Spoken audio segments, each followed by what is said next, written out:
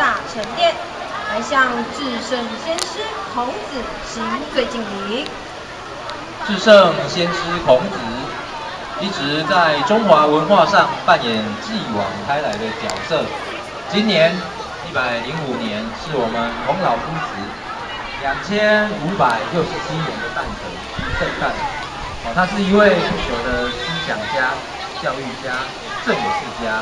他的有教无类、因材施教，以及学而不厌、诲人不倦的精神，直到2500多年后的今天，依然是所有华人的精神指标。从今以后，我们要尊师重道，崇礼尚义，修养心性，学习圣人的精神，跟着圣贤的脚步前进，希望来日也能成圣成贤。接下来，请大家保持安静，我们马上就要进行祭拜至圣先师的仪式。